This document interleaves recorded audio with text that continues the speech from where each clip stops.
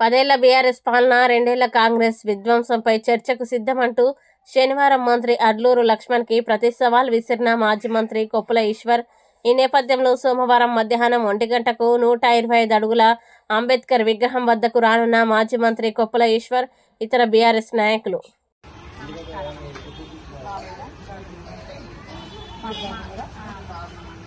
ఇక్కడ అందరికీ ప్రచారం జరుగుతుందంట. మీరు నమ్మకండి, మా బస్సులో కూడా మా బస్సులో కూడా చాలా ప్రయత్నాలు చేస్తుంటాము.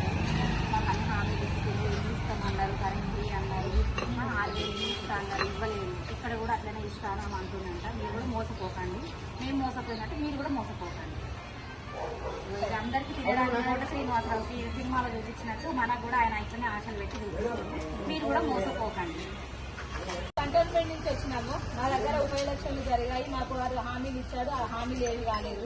ఇప్పుడు మీ దగ్గర మీరు మోసపోతారని మీకు చెప్పడానికి వచ్చాము. 6,000 ఇల్లు అన్నాడు, అది కూడా ఇవ్వలేదు. ఇళ్ల పట్టాలన్నాడు, అది కూడా ఇవ్వలేదు. 2,500 పథకం అన్నాడు, అది కూడా లేదు. ఆహనా పెళ్ళంట సినిమాలో కోడింగ్ చూపించి ఎట్లా ఊరిసి చేస్తున్నాడు, ఇప్పుడు మిమ్మల్ని కూడా అలా ఊరిసి చేయడానికి వస్తున్నాడు. ఆ మోసపోయిన మాట మీరు మోసపోకండి, మేము కూడా మోసపోయాము.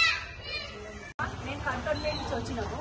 మాకు రేవంత్ రెడ్డి 6,000 ఇల్లు ఇస్తానని ఇయ్యలేదు, పట్టాలు ఇస్తానని ఇయ్యలేదు, గ్యాసులు 500 అన్నది ఇయ్యలేదు, 2,500 మహిళలకు అన్నది ఇయ్యలేదు, 4,000 పింఛన్ అన్నది ఇయ్యలేదు. ఇవన్నీ ఏమి ఇయ్యలేదు. మేము మోసపోయినాం. ఇక్కడ ఓట్లు అవుతున్నాయంట. ఇక్కడ మీరు మంచోళ్ళకి చూసి ఓట్లు వేయండి, మోసం చేసిన వాళ్ళకి ఓట్లు వేయరు. లేకుంటే ఇట్లా చూడడానికే ఉంటది, తినడానికి ఉండదు.